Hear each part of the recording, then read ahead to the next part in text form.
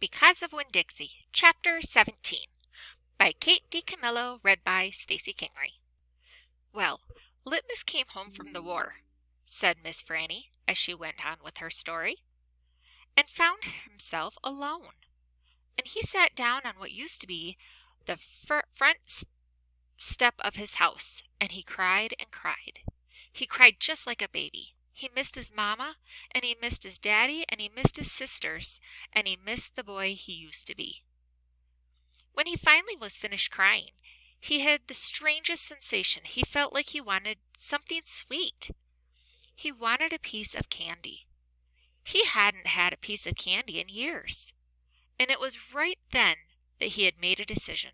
Yes, ma'am, Litmus W. Block figured the world was a sorry affair, and that it had enough ugly things in it. And what he was going to do was concentrate on putting something sweet in it. He got up and started walking. He walked all the way to Florida. And the whole time he was walking, he was planning. Planning what? I asked.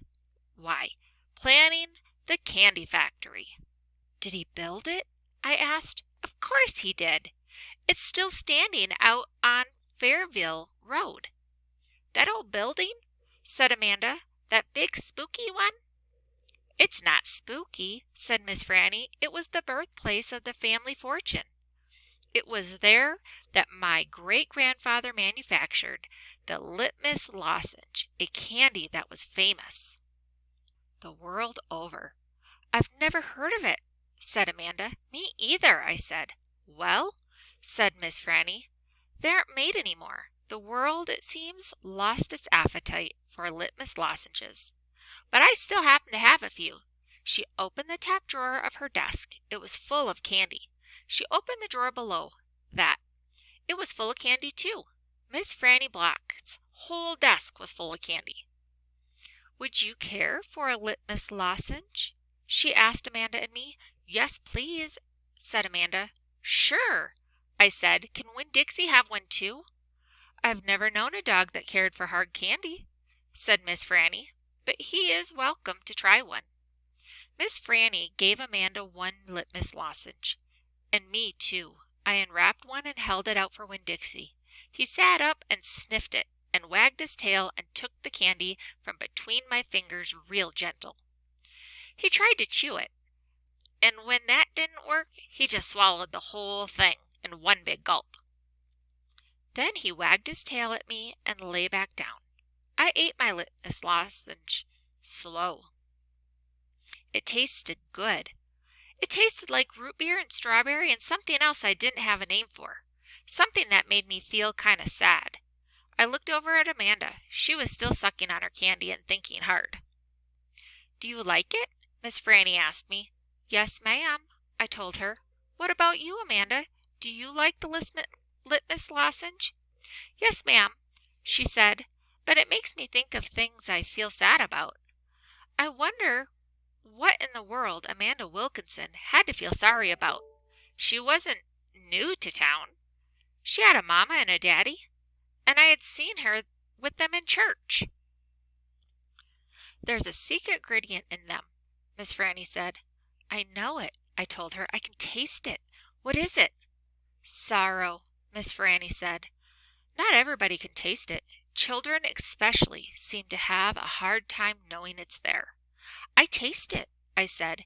Me too, said Amanda. Well then, Miss Franny said, you've probably both had your share of sadness. I had to move away from Watley and leave all my friends, I said. That is one sadness I have had. And Dunlap and Stevie Dewberry are always picking on me. That's another sadness. And the biggest one, my biggest sadness, is that my mama left me when I was still small, and I can hardly remember her. I keep hoping I'll get to meet her and tell her some stories. It makes me miss Carson, said Amanda. It sounded like she was going to cry. I have to go. And she got up and almost ran out of the Herman W. Block Memorial Library. Who's Carson? I asked Miss Franny. She shook her head. Sorrow, she said. It is a sorrow-filled world. But how do you put that in a piece of candy? I asked. How do you get that taste in there? That's the secret, she said. That's why Litmus made a fortune. He manufactured a piece of candy that tasted sweet and sad at the same time. Can I have a piece to take to my friend Gloria Dump? And another one to take to Otis down at Gertrude's Pets? And one for the preacher? Oh, and one for Sweetie Pie, too. You may have as many as you want, said Miss Franny. So I stuffed my pockets full of Litmus lozenges, and I thanked Miss Franny for her story, and I checked out Gone with the Wind, which was a very big book, and I told Winn Dixie to get up, and the two of us left and went over to Gloria Dump's. I rode right past the Dewberries' house. Dunlap and Stevie were playing football in the yard, and I was just getting ready to stick my tongue out at them. But then I had thought what Miss Franny said about war being hell, and I thought about what Gloria Dump said about not judging them too hard, and so I just waved instead. They stood and stared at me, but when I almost all the way past them, I saw Dunlap put his hand up in the air and wave back. "Hey!" he hollered. "Hey, Opal!" I waved harder and thought about Amanda Wilkinson, and how it was neat that she had a good story the same as I did. And I wondered again, who was Carson?